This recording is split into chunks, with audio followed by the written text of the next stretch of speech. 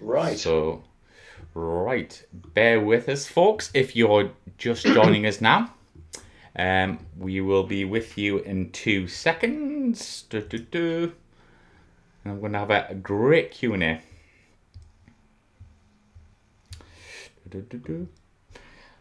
Yeah, so we are now live, Black. Have you got that screen up? Yep. Perfect. Well, Black, it's an absolute pleasure to have you back on for a live Q&A. But yeah, tell us what's been happening since your, I think it was June last year, our last Q&A. But yeah, so tell us what's been happening. The main thing that's been happening, Mike, is work on the second book. That was quite hard work. A lot of research required because I used all the best pictures in the first book. So when I wrote the second book Right. about Father, not only did I have to uh, use all his letters to build the story, but then dig out a whole bunch of his old photographs and find out who was who and find the stories behind them. So I suppose huge amount of research went into finalizing that second book, which is due out any day now. Yeah, I think it's, was it 30th of March it's coming out? Should be, but my view is it'll probably be a week or two later. It went to the printers in good time, but it could take a week or two in order to actually get it out onto the shelves. So anyone thinking of buying it can still get the pre-order discount with a bit of luck.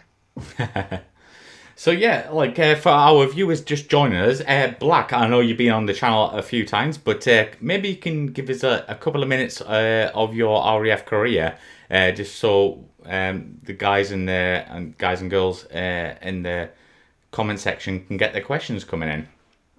Sure. I think the most significant thing about my entire career was luck. I shouldn't even I shouldn't even have gone to Cranwell.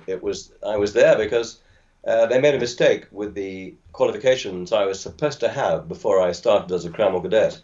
They thought I passed exams I hadn't.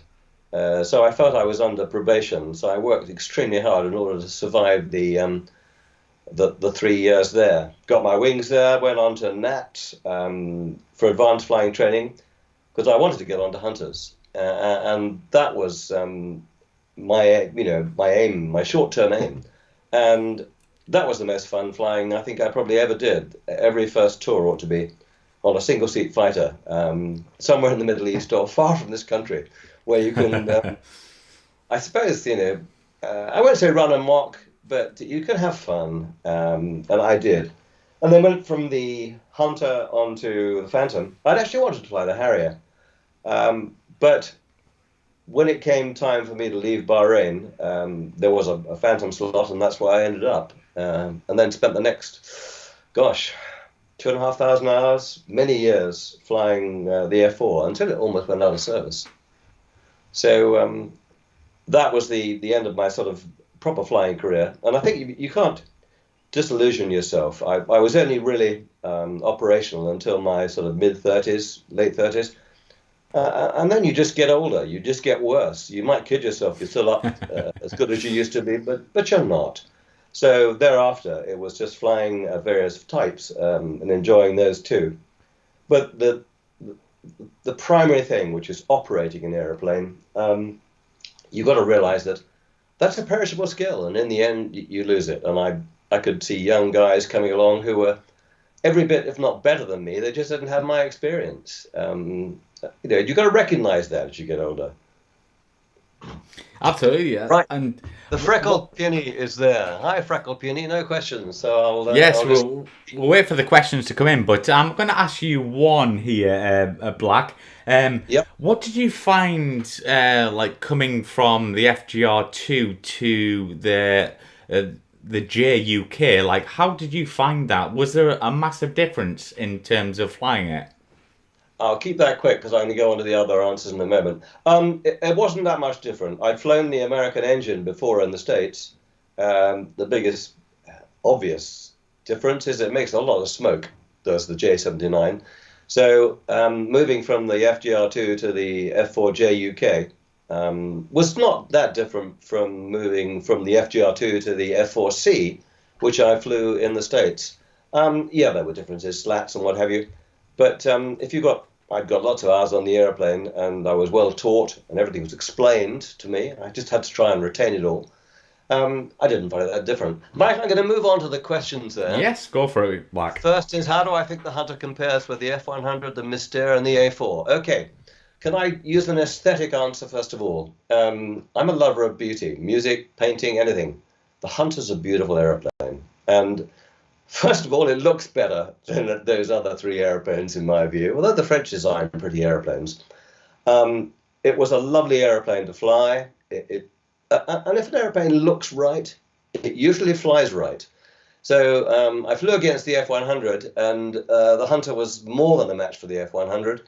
For the Mystère, more than a match for that. For the A4, I think more than a match for that. The biggest difference, I think you'll find, is that other aeroplanes had bigger cockpits. There was more room to maneuver yourself inside it. You felt inside a Hunter, you were really strapped into something where there was no space around you, but you just felt that it was right.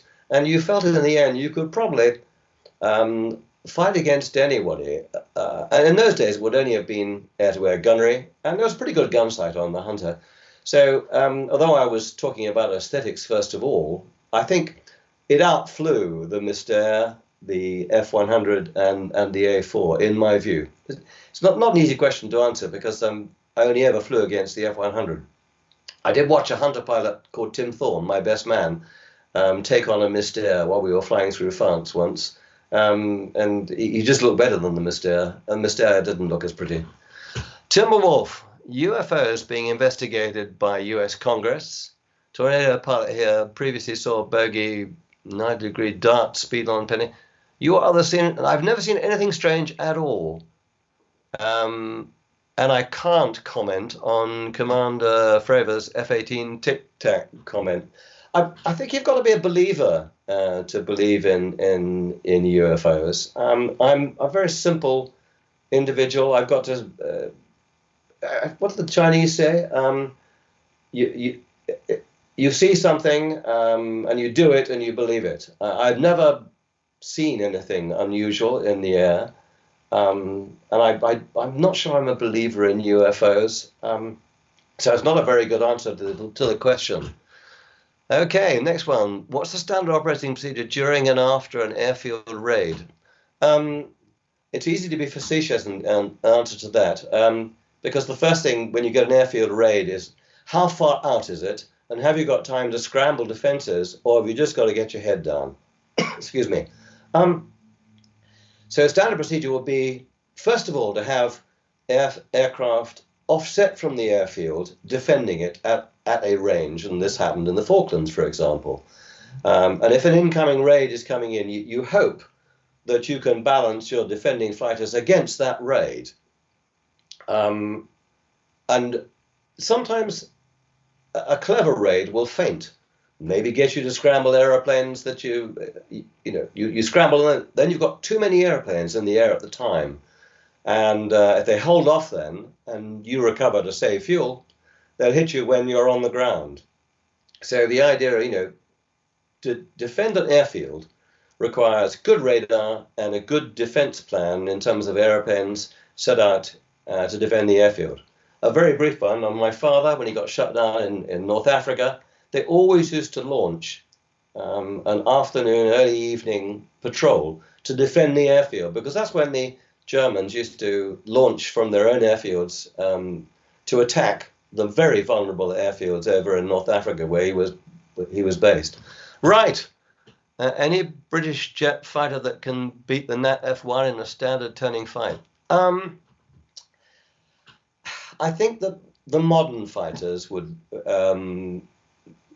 probably outturn the F1. The biggest thing the Nat had going for it is it was incredibly small.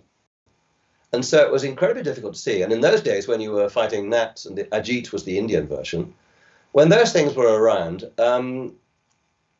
there were very few missiles around, so you had to be visible in terms of a fight. You had to see the other guy. And the gnat had the advantage of being able to get closer to you without you seeing him. It was a hard aeroplane to outturn because it was so tiny. But it isn't just turning performance, it's excess power that you need too. And the engine didn't give you that much excess power. In a fight, I'd probably take a Hunter against a gnat, but if I didn't see the gnat first, I could well be in trouble. What was my longest flight in the Phantom? 9.5 hours. It was from Gan in the Indian Ocean to the UK, and I had a very sore backside when I finished. The story behind that's quite interesting. I was flying from Singapore back to the UK, and just a few hours out of Singapore, the cockpit lit up with all sorts of strange lights, and I thought, this is not much fun. Something's going wrong here. And I'd lost some hydraulics, but there are two hydraulic systems. And what I had to do then was divert to the nearest airfield. All I could see was sea, and all there was around us was sea. But north of us was Gan, the British base in the Maldives, and we lobbed into there. There was a padre praying for us in the control tower, because not much happened at Gan. Half the airfield people got inside the tower to watch this aircraft land. And we stayed there about a week while it was fixed. And then I had to come back all on my own using tankers that were specially set up. It was a long trip, a very, very boring trip. And to tell the truth, I was sorry to leave Gan. It's one of the most beautiful places I've ever seen. If you haven't been to the Maldives, then you really should go. Okay. Could I explain a little bit about the effect of the cranked wing on handling? I've heard there was a vortex on the elbow of the wing that made the F4 snap out of turns. You'd need a QFI to give you, a qualified flying instructor, to give you a good answer on that.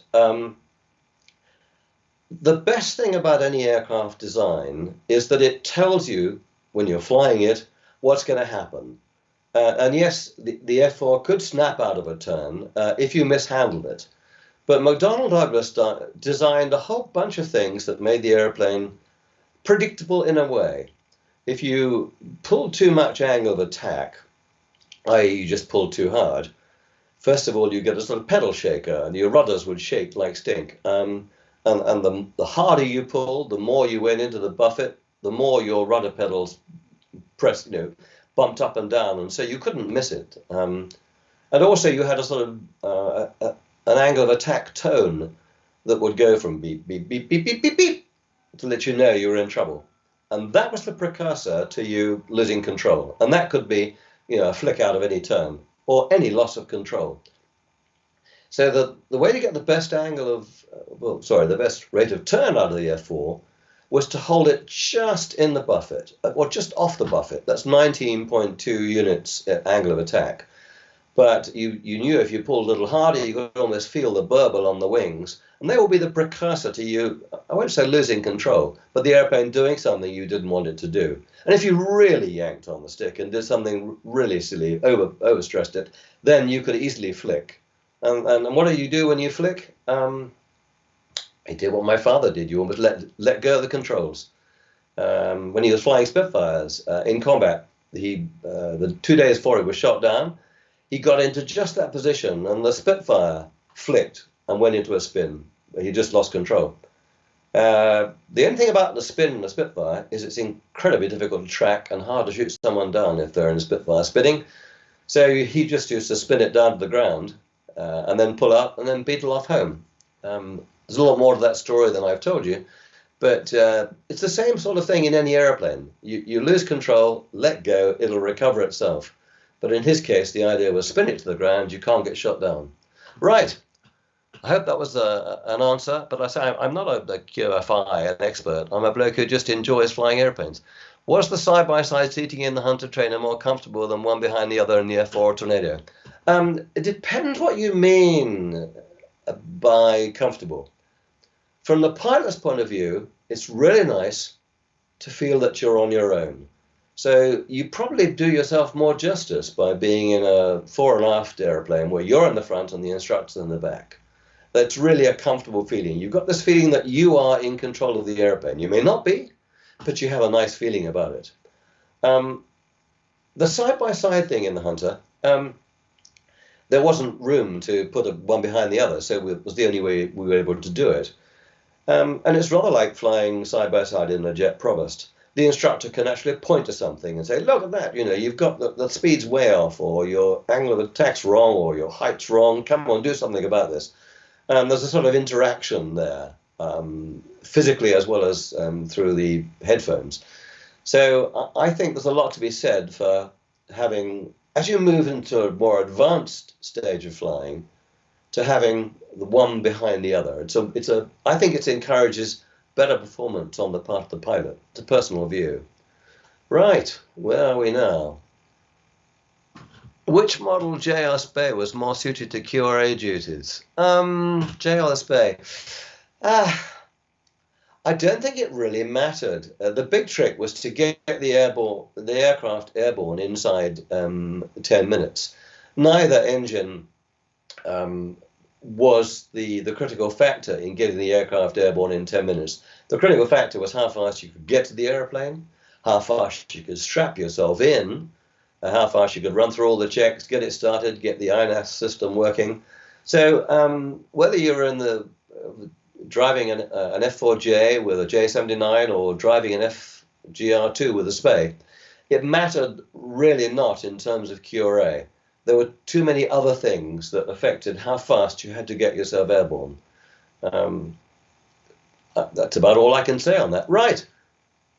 Given my experience with the F4 now, would you have felt as a Thunderbird or a Blue Angel flight for the F4 and everybody? Do you know what? I think I've led formation teams in the F4. And there is no question it's difficult. I admire hugely the way the American Thunderbirds fly with such precision, so close to each other. I mean, it's got to be seen to be believed. And the airplane was comfortable. You'd fly it in close formation. A lot depends on how well you lead, and I learned a lot about leading formations by flying as a leader. You learn about how to fly as a leader, first of all, when you're flying as a leader of a pair of airplanes. And the really good leaders think about the guys on their wing all the time. The really good leaders are thinking well ahead of the situation. So being in the Thunderbirds, it would have been critically important to have a really good leader, someone who was utterly calm, utterly predictable, above all, utterly smooth, and all his control inputs were done the same way. Excuse me. His roll rates were always the same. He rolled into a turn at the same speed each time, and he rolled out of a turn at the same time. He barrel rolled in the same way each time. He looped at the same speed every time. He hit the same speed over the top. And if the leader's that good, and there have been some spectacularly good leaders in times past, I could talk about them a bit if you like, then it doesn't matter too much which kind of aeroplane you flew. The F4 was pretty good in formation.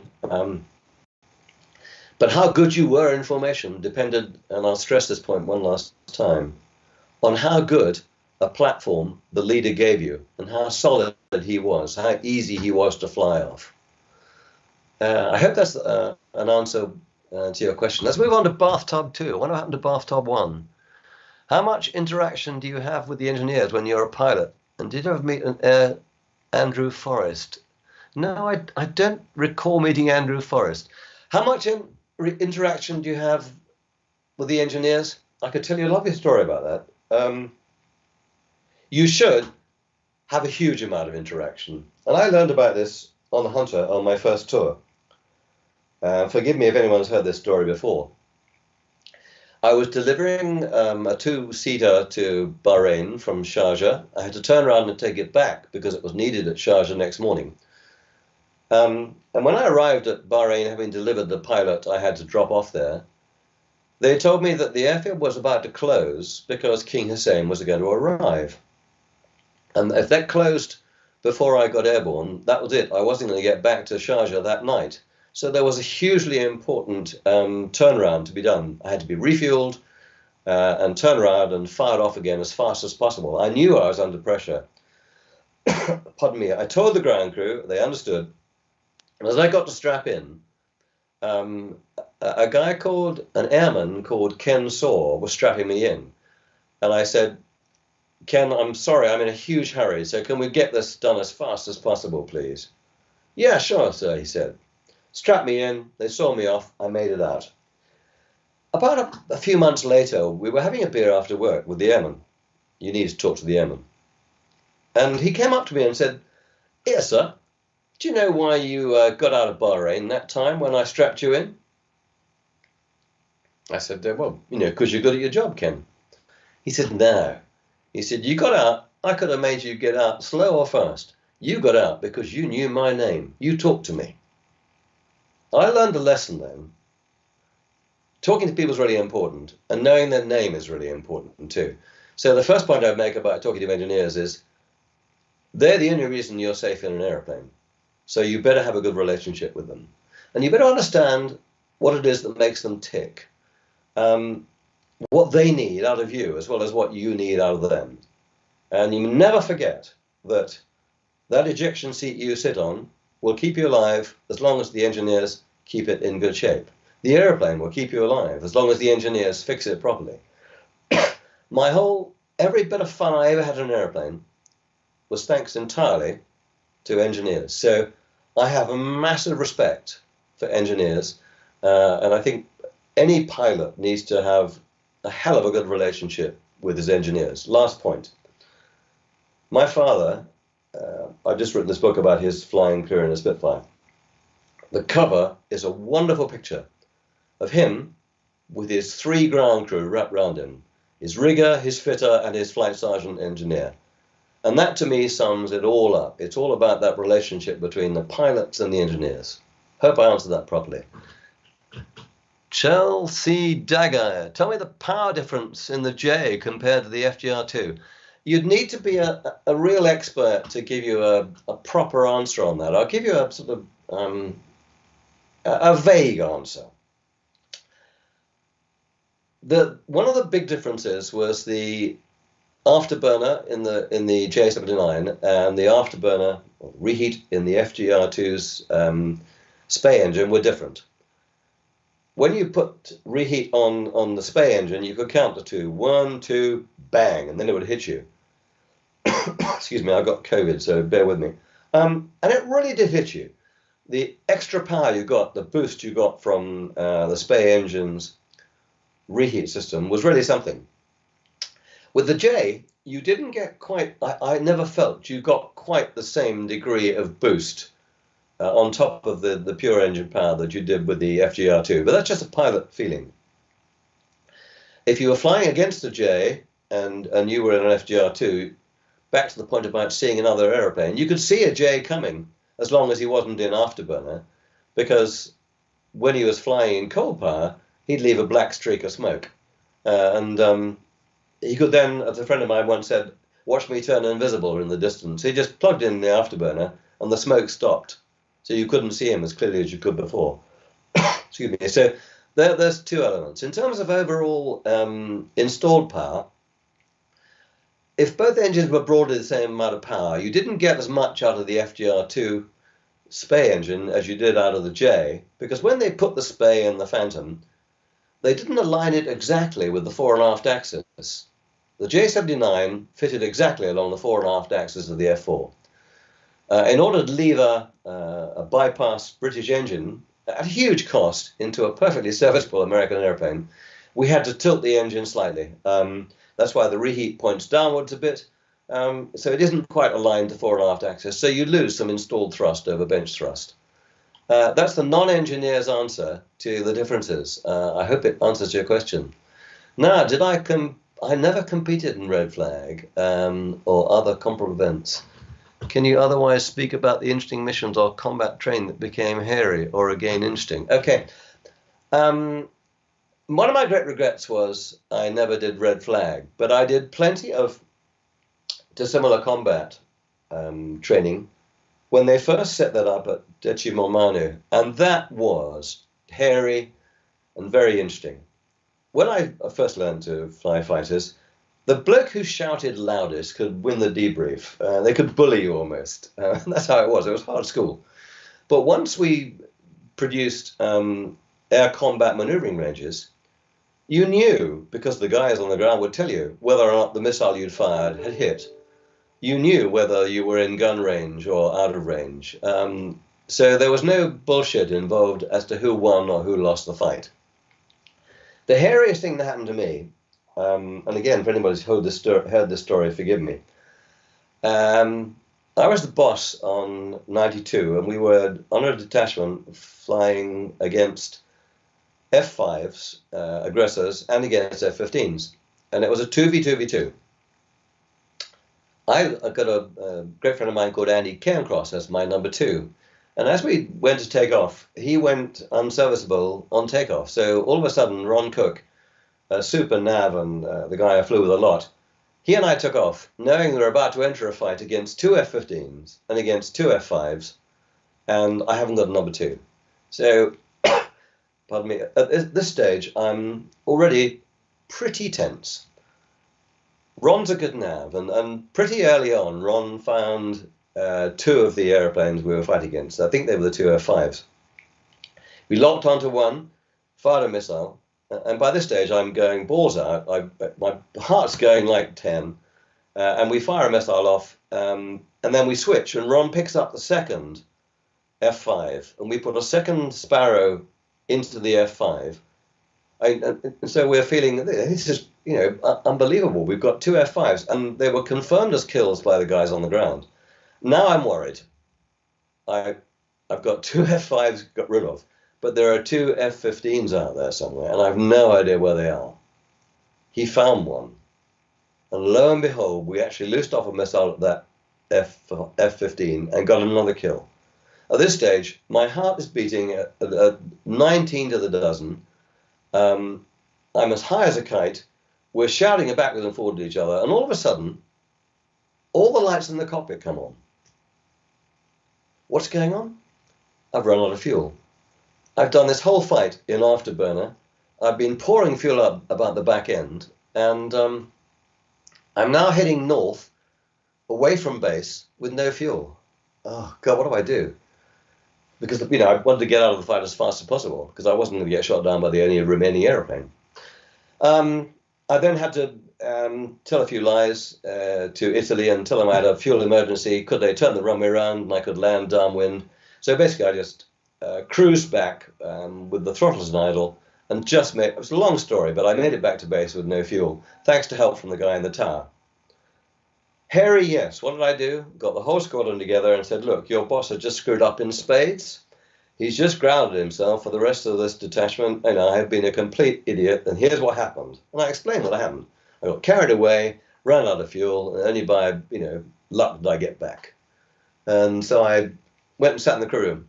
About an hour or two later, a guy came in who running the detachment and said, look, boss, unless you fly again now, because we're running out of fighter leaders, the detachment's going to go down the tubes. So having grounded myself and told my sad tale, I managed to get back flying again. I wasn't proud of it, but my principle is that if I've done something wrong, I admit it.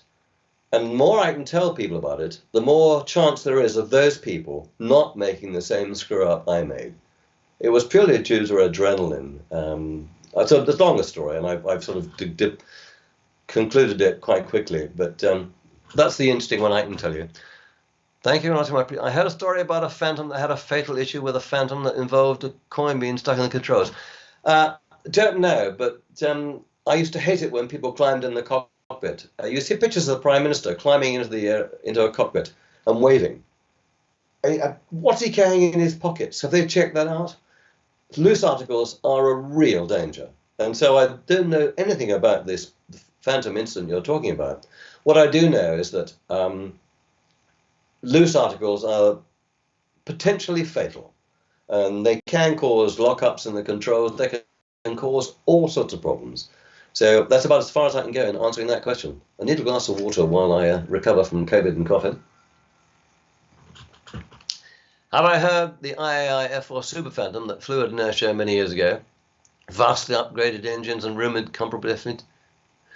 I think you can do an awful lot with an F4, but you run up against the laws of physics, and you run up against physical G limits. The F4, well, let's go back to the Hunter. The Hunter was limited to 6G, but people used to overstress it regularly. And we didn't have the same sort of counting of G as we do right now with modern airplanes. And so, yeah, I think it's possible to do all sorts of souping up of an aeroplane. I think that's how they get the best Formula One cars. That's how they get the guys to win the, the Red Bull air races. You can soup them up, but you can only go so far. And what you have to be careful about is when you change one thing, what else changes as a result?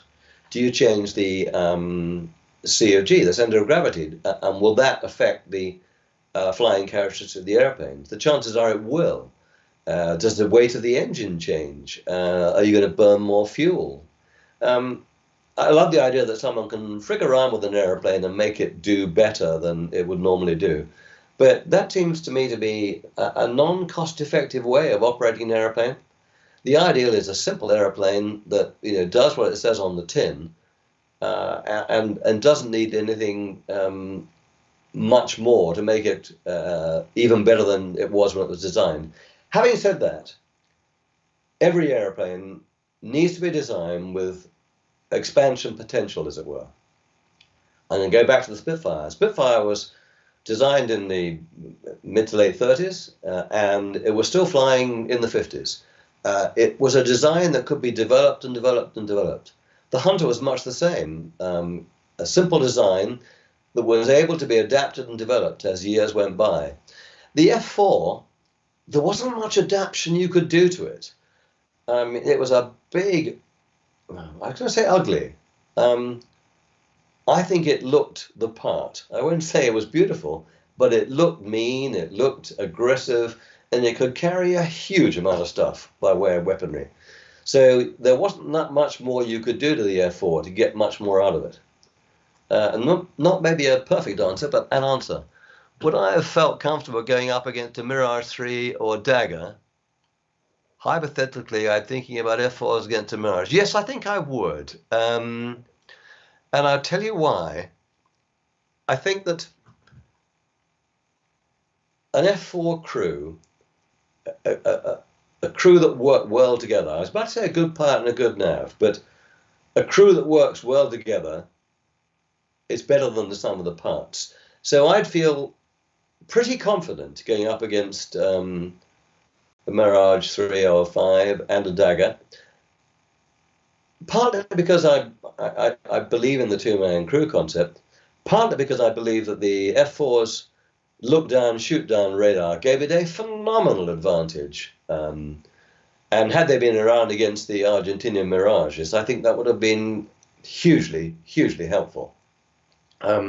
It's hard to describe the shock and awe of the Australians I flew against when they flew Mirage 3s. They couldn't believe we could call a Fox 1, which is a head-on Sparrow shot, at about, I won't say how many miles, but certainly, 8-10 miles. They accused us of trying to ruin their fun by, killing the fight before we even got started. But they hadn't realized that a Sparrow-equipped F4 could take out an airplane at low level on the ground. So the short answer is hugely confident in the F4 against any of the airplanes you mentioned. Give me a good nav, though. Right, Ant 1980. Being a Naval Air, any kind of official or even just mess chat about RAF and operating carriers. Yeah, I didn't join the Air Force to go and fly on carriers. And I think when the Navy were looking for RAF pilots, I don't think people were falling over themselves for the opportunity. And it wasn't just because carrier flying is difficult and it's dangerous. The idea of spending a huge amount of time away from home might not have appealed to everybody. I think that the Navy also operated differently from the RAF. I have respect for the Navy. I've got an uncle of mine served in the Navy. Two uncles of mine served, one in the Canadian Navy. But I think that I would have, if I'd been offered it, I'd have probably turned it down if I was within my power to do so, because I like the UK too much. I don't want to, as one admiral once told me, 40 years in naval aviation, 40 years in a left-hand turn, which is, flying around the carrier and landing. So the guy you want to talk to about flying Phantoms with the carrier fleets are people like, I think Chris Bolton was one. And I think landing on a carrier is a trick too. I think it's difficult. And I'm not sure that every pilot's got it in him. It's not like almost every bloke who can fly formation could fly with the red arrows given a good enough leader. It's all about being part of the team. I know of people who find flying off carriers extraordinarily difficult. I've not found anybody that I can recall who found flying formation that difficult. Just some were better than others. Bit of a wishy-washy answer, I'm afraid, but there you go, wishy-washy bloke. What were the advantages and disadvantages of Sparrow or Skyflash? I can't really tell you too much. I suspect, and I'm biased here, that because Skyflash was, and I could be wrong, but I think it was a derivative of Sparrow by UK engineers, the Sparrow worked, and I'm sure Skyflash would have worked just as well. But I suspect we've got to keep the companies in this country who make weaponry and build stuff that keeps the British aerospace industry going, keep them in business. So there'll obviously be a temptation to go and buy something like the Skyflash, but I think I would have stuck with the original Sparrow given the choice. I don't know too much about the Skyflash because I didn't actually fly with it, but that's the principle. When you design the AIM series, I mean AIM 7, AIM 9, Raytheon, they knew what they were doing. They were professionals. That's what they did. And I had faith that they would work. So maybe not a perfect answer, but the best I can give you. Right, up against F5 or MiG-21, do you go for a Hunter and F4? Got to be the F4, I'm afraid, partly for the reason I mentioned.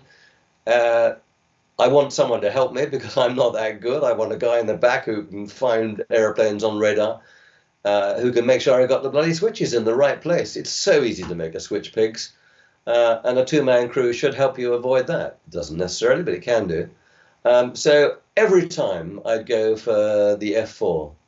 If you ask me, which I'd enjoy flying the most, that's hard. Depends what you want to do with it. They're both beautiful aeroplanes, but huge respect for the F4. Huge respect for the MiG-21, by the way.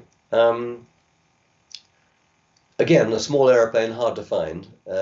Respect for the F5 too. Small aeroplane, hard to find. But my navigator would do it for me.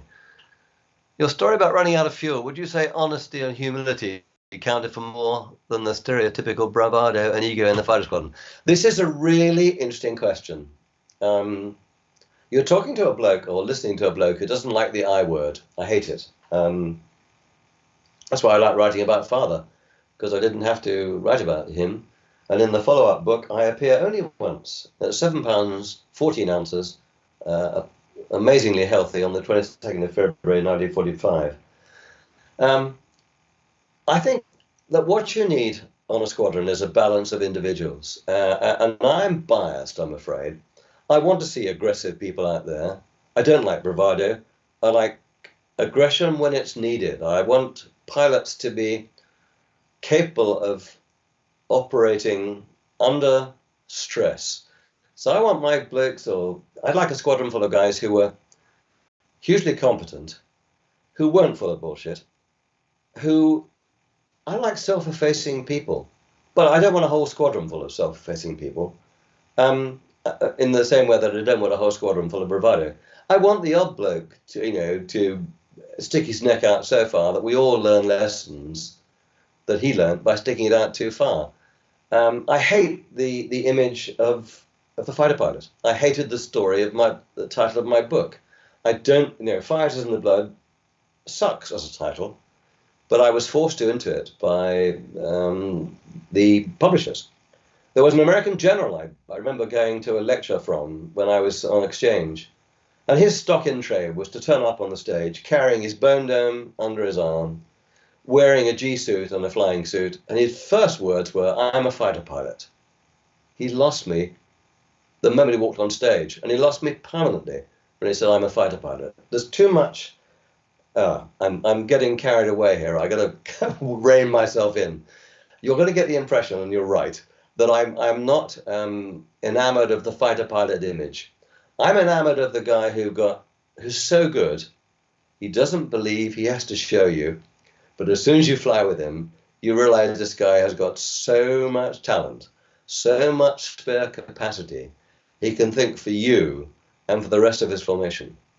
I could talk about this subject for hours. I don't really want to because I could bore for England, but I hope that's given you a flavour of how I personally feel about it. I've never intercepted any, Josh, Soviet aircraft, and I only ever got in the Falklands to the point where I got to the edge of the zone, and whatever it was that was coming in turned away. So I've sat inside Russian airplanes when they landed at Robertson, and I couldn't believe how agricultural they were, but I've never intercepted a Soviet aircraft. Was the F-4 retired prematurely? They had many more hours on them. Difficult question. If airplanes have got hours on them, then why retire them would be my book. I think we tend to retire airplanes when they become too expensive to maintain. And if it's costing more than a replacement to sustain a fleet of F4s, then the replacement is cheaper and better equipped, then okay, retire it. In the old days, bases used to have what's called the station flight, an airplane that was beyond retirement age but kept for fun. I flew an old Vampire as a young man when it was the station flight airplane at St. Athan. It could have been retired, but it was useful to keep it around to ferry people from A to B. So I can't honestly say whether it was retired prematurely, but I suspect the retirement had a lot to do with the need to bring in a new aeroplane, and the need to bring in a new aeroplane was the F3, wasn't it? And the F3 was a derivation of the FGR2, money for British Aerospace. Okay. Timberwolf has given me LOL. Gosh, I wish I knew what that meant. I could do LOL. Normal wisdom. Do you think the F4 was taken out of service too early? So how long should it stay? I don't know. I regretted hugely when I did my last flight on it in Germany. It was still perfectly capable of doing a decent job. But one of the reasons I haven't covered why it came out was the size of the Air Force was just getting smaller and smaller. And you couldn't afford to run too many different types of fleets, which were expensive to run. And the fewer aircraft fleets you had, the cheaper your overall servicing support bill was. I mean, it's an impossible question to answer. Was it taken out too early? Any airplane that's fun to fly that you can no longer fly was taken out of service too early. But other factors lead to that decision. And they're usually much bigger factors than we at the front line really care to consider. And it moves to the area I'm talking about. Support and overall costs and room for other airplanes. Was it a decision to have a Tiger F4 lead the last mass flight over? I have no idea, but you've got to realize that, well, you do realize, 74 Squadron has a very, very special history. And in the same way that Douglas Bader led the fly, I think he led the fly past over London after the end of World War II, the F4 with 74 Squadron was something special. We'd recovered a squadron which had been parked. It wasn't any longer around, and the Air Ministry and its, the Air Board agreed to the reformation of 74, a squadron made famous by people like the great Sailor Milan in World War II. So it had a fabulous history, and as did the squadron I commanded in 92, a phenomenal squadron in terms of history. If 92 had been around, I'd been fighting like crazy for 92 to lead. But I think it was a good decision because it showed up what was special. Who had ever heard of a squadron of only 12 or 13 airplanes of a single type in the Air Force? It's very unusual. So yeah, I think it was a very good decision. I'd love to have led it, wouldn't we all? Right. I read the Skyflash was better ECM resistant than the Sparrow variants. Yeah, I'm sure you're right. This is all about development, isn't it? Countermeasure, countermeasure. And our engineers in this country are brilliant. There's no question about it. So I think that you have a really valid point that when you develop a weapon system that counters other countermeasures, then it's worth having. So in my answer about Sparrows and Skyflash, I didn't pick up that ECM point, and it's a very well-made one. Was the RAF seriously the F-14 along with the F-15, which you... no, I don't think it was considering the F-14. Would I have preferred the F-15? I think I would. I prefer the F-15 to the F-14. I flew at Luke when the F-15 was coming into service, and the guys I knew there loved it. One of the reasons, you could taxi around Luke where the temperature was over 100 degrees Fahrenheit for over 300 days a year with the canopy closed because of air conditioning. We didn't have that in the F-4, so if nothing else, the F-15 was advantageous. I'd certainly gone for the F-15. During my time in the F-4, did I meet anyone from the Navy who flew the FG-1? And did they do things differently? I met people who'd flown the FG-1, but I can't answer whether they did anything differently. The airplane was different. I think the best guys to answer that are probably guys from the back seat who could contemplate the difference between the two airplanes. So I'm not able to give you a satisfactory answer on that. I never flew the FG-1. What current jet fighter would you like to take for a flight? Oh, crikey, what a good question. I really enjoyed the Gripen. I absolutely loved it. I think I'd like the F-35. I'd like to fly that. But if you say, pick any airplane I wanted to take for a flight, if it were a jet fighter, I'd just say, please crank up an old Hunter of mine, please. And ideally make me fly with somebody else so I can see how beautiful the airplane is when you're in close formation with it. Just fabulous cam design. I'd like to fly the F-35, but I think it would be too complicated for an old fart like me. It's all these days about operating the system, and I haven't made that point. Flying an airplane's easy. Anybody can fly an airplane. Operating a system is much more difficult. And that's what these people on the F-35 are doing now. They're operating a system. And I take huge admiration for those people and the way they manage the systems in those airplanes, to keep situational awareness, to avoid taking out the good guys when they want to take out the bad guys. So there's a big difference, and I could talk for hours about this, the difference between someone who flies airplanes and someone who operates airplanes. I wanted to operate. Flying is boring, apart from that.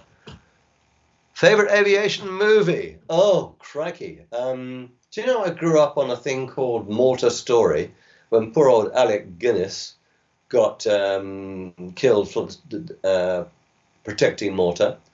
I don't think there's been a better movie for atmospherics than the Battle of Britain. Excuse me. I love that. Some of the air-to-air shots were lovely. So I think it will be the Battle of Britain movie, please. Ever flown training sorties in Dumfries or Galloway? No, I have.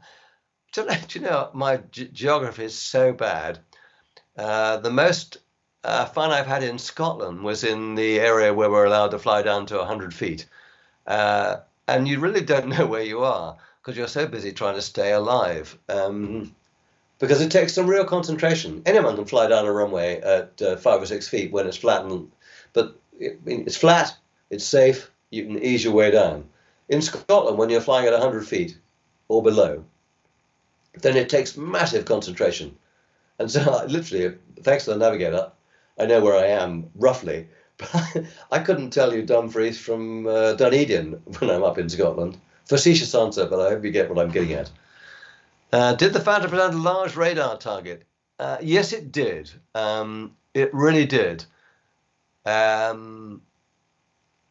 don't know whether it presented larger than it really was, but what we've learned with trying to reduce radar cross sections is that big aeroplanes like the F4 had big radar cross sections. So, but that was okay in those days. And when it was designed in the 60s, no one was worried or knew about radar cross sections.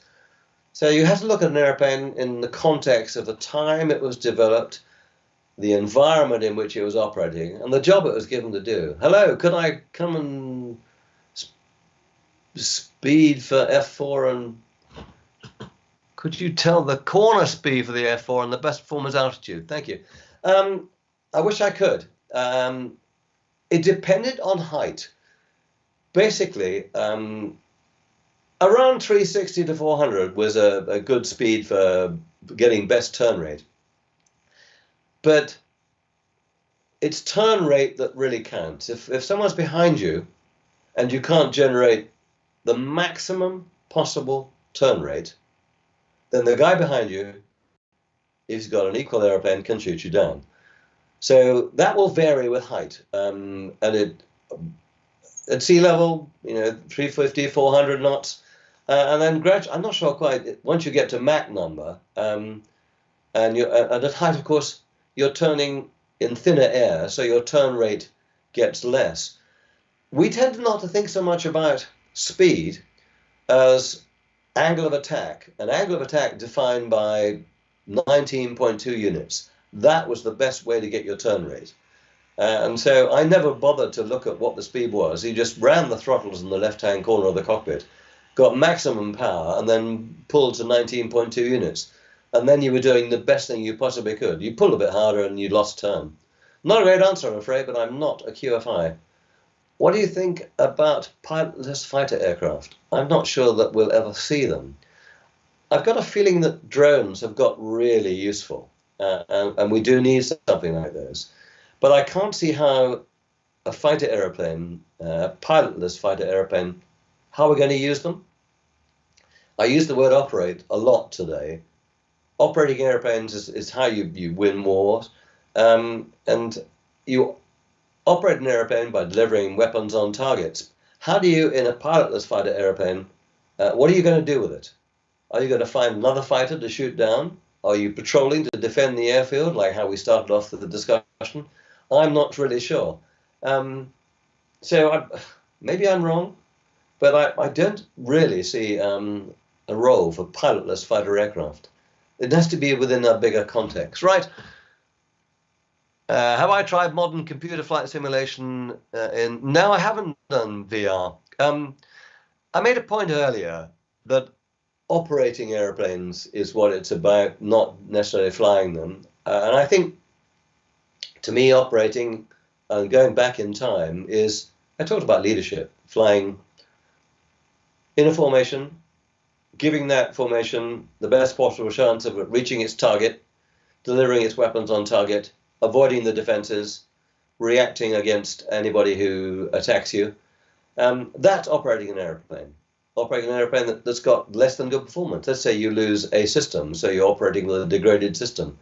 That's important. So, I'm afraid I have very little interest in virtual reality, because there's more to me than flying an airplane. That may sound pompous, but let me give you context.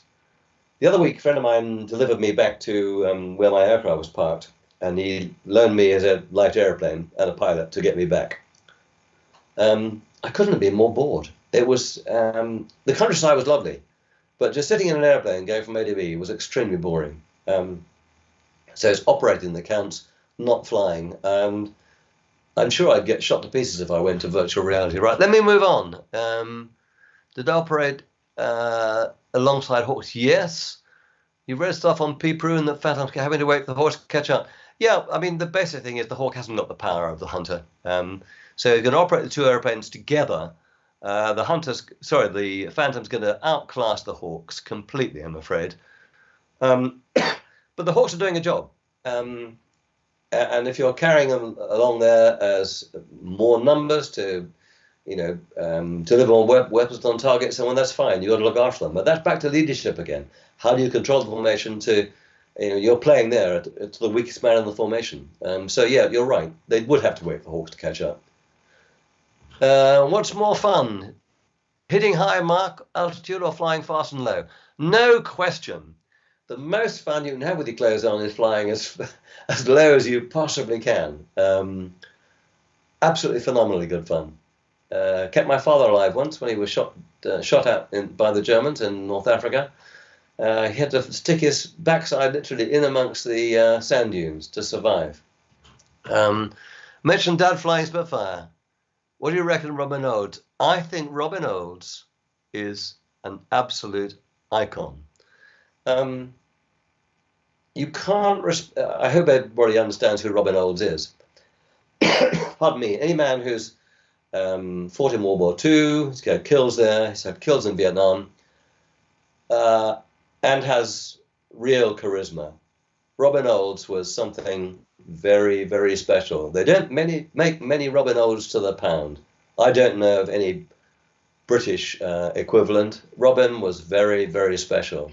I love the way his daughter looks after his memory. Huge respect.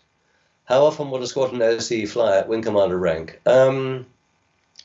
You get one tour as a Wing Commander boss of a squadron, and that's probably a lot as a Wing Commander flying. You'll never get another tour in rank and flying. And you shouldn't fly as much as anybody else because the young guys need the experience more than you do. I hope that's answered the question. What part of my hard-earned career do you favour most? Gosh, let me think about that. I'll tell you what I think the most of. I've mentioned 92 Squadron before. Fabulous people, fabulous engineers, wonderful experience in Germany. We had a small team, did displays around Europe. Last display we did was on Battle of Britain Sunday in France, at a place called Pau. And it was our last ever display. The weather was perfect. We'd never done a perfect display, you never will. It was about 1984, I guess. It was the best display we ever did. The whole trip from start to finish lasted less than 15 minutes. We had clean airplanes. We always debriefed after every sortie. I was pedantic about it. This was the only sortie we never debriefed. Everybody knew it went well. Everybody knew it was fun. And as we taxied back in, my navigator, Ron Cook, said, take a look behind you. And we're taxiing along the taxiway. There's a crowd on the left. They're all waving at us. And the navigators in numbers 2, 3, and 4 were climbing out the left-hand side of the airplane, walking along the wing and jumping off the back of the wing and walking in and chatting to the French girls in the crowd. So I was the only bloke with a navigator who taxied back with the other 3. That was the most wonderful moment of my entire career. 4 blokes or 4 crews doing as well as they would ever do as a team. It wasn't me, it was everybody. And the sense of teamwork, that the exhilaration, the pride, exemplified by those blokes leaping off the wings at the back, it was the most wonderful feeling I've ever had in my entire Air Force career. Unbeatable. I can't beat it. Almost makes it emotional to think about it. F. George, 95 AOA. No, they're not equal to degrees at all. They're arbitrary. They're just units. So they're just arbitrary units on a machine. Did I ever have a trip in a Lightning? No.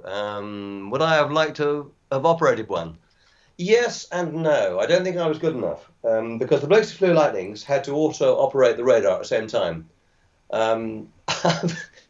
Operating the airplane was tough for me at times. To operate that and steer at a radar at the same time might have taxed me beyond my level of competence. lovely guy called Webster, international swimmer, was at Cranwell, a few entries below me, was killed in lightning, night, Singapore, I think it was. I don't know how it happened, but I got to suspect that a lot of people who were killed in lightnings and disappeared at night might have found that it was too difficult or too demanding to operate the airplane, lowest level, at night, and look at the radar. I think it demanded a huge amount of people. I'm not saying for one moment that's what killed people, but I think it might have been stretching my ability. So I'd love to have had the sheer exhilaration of flying as high and as fast, but I'd rather not have operated it, although it was single-seater. Right, I'm getting near the close, I suppose. Did the gun pod have a strafe capability? Yeah, it did. I mean, basically, the gun was there for strafing. And all air-to-air combat was about, if you use the gun, was air-to-air strafing. HUD symbology, were you taught to strafe passes? Did you ground attack stuff? Okay. Symbology. You started off on the Hunter with what was called a radar sight, and it would allow for wind. You could put the pipper on the target, and it would drift as the wind drifted your airplane to the side. So you had some symbology on. You could call it a HUD. It was just a gun sight in the Hunter, and you just put the pipper on the target and tried to hold it. The key was to hold it absolutely still, absolutely steady when you pulled the trigger, because otherwise it was dart all over the place. We used to have our film debriefed afterwards to see how well we were holding the pipper smoothly on the target. I remember on my first squadron, this chap came in and they looked at his film, and the attack instructor said, "Do you know, your tracking, it's like a mad woman having a fit." So the importance of being smooth with your tracking it is the one I want to make there. Fastest speed I've achieved in the F4, probably about 1.4. Did I ever go supersonic in a Hunter? No, you only get transonic in the Hunter, which is a bit of the airplane may go supersonic, but you get to about 9.2, 9.3. Pulling high G gives you a pain in the superior side of the body or the leg. Pulling G never gives you any pain as long as you brace for it. You're wearing the right kind of suits. You've got air bags blowing up on your midriff, on your legs. And all that happens is your eyes start to lose focus and you narrow your focus. So pulling G wasn't painful. It made you sort of short of breath, but that's about it. Okay, what Mark Spitfire did my father fly? He flew the Mark 1 at Harden when he was converting, and he flew the Mark 5B. Your grandfather threw a Mark 9, and we have a report he shot down one lined up. I have huge respect for those guys who flew Spitfires. I can't tell you. Writing about my father has been one of the most satisfying things I've ever done. And going back through his logbook, going back through the letters he wrote, going back through all his pictures, I now understand what it felt like to be scared. He fully admitted everybody got scared. All you had to do was to overcome it. You can imagine every time you're scrambled, your stomach goes down to your knees and you're scared, and then you overcome it. And part of overcoming fear is not wanting to let your colleagues down. And if I leave anybody with a lesson here, the most important thing I ever thought about flying with other people and operating with other people and fighting with other people, you don't want to let people down. The last thing in the world you want to do is to let your buddies down. And the last thing they want to do is let you down. And that's what camaraderie is all about. Right. What was your favourite game to play and relax in the Officers Club? God, dear. Do you know, didn't play too much. I learnt a lot in the Officers Club. Having a beer with people when they're totally relaxed and they're not bullying, you learn an awful lot about people. People will discuss things they might be disinclined to discuss officially, but over a quiet beer, and we did lots of this in Germany after work, you could resolve a lot of issues. So the most enjoyable thing for me wasn't games. I was a lousy snooker player. I rarely have ever got to double figures in a break. But I loved talking about flying and talking about people. How can we get so-and-so to be a better pilot? You know, he's got it all, but there's something. What do we need to do to raise his performance? Because if we raise his performance, the whole squadron's performance is going to get better. A lot of heart-to-heart stuff goes on in the bar, and so not a game for me. Talking about people. Gosh, I'm getting dry in the throat. I don't know how we're doing for time. Yes, I'm just going to interject here, Black. I think we're going to wrap up the Q&A. So I want to say thank you very much for coming on the show. It's been absolutely brilliant. Well, I feel I'm sitting here drinking water, suffering from COVID, speaking 19 to the dozen, conscious that I haven't possibly answered all the questions as well as I might, but we seem to have got through them. Yes, I think we had some great questions there, so thank you very much, guys and girls who came in on the comments there. We thank you very much. But yeah, I'm sure Black, we have to get you back on the channel. But I want to say thank you very much for joining us. It's been an absolute pleasure. I'll try to learn to speak slower, but I'm conscious I don't want to miss any questions. Mike, it's been my pleasure, and congratulations on what you do with the channel. And thank you, everybody, for tuning in. Thank you very much. But before we go, Black, where can we find your new book? The new book, 3 ways. Best way is to go on to www.blackrobertson.com. And you can order it with a discount, pre-order. Anyone who emails me privately, I'll send a signed copy to. And if they do it on the basis of this, I'll give them a discount too. Otherwise, you just click on Pen and Sword, and a Spitfire named Connie is available at a discount there. It's hugely expensive on Amazon. I guess it'll come down in price in turn. Yes, so guys and girls, I'll link everything in the description below. So if you want a book or you want a signed book by Black, I'm sure I can put you in touch with himself. But thank you very much. I'm exhausted. Good night to everybody, and thank you for tuning in. Take care. Cheers. Bye.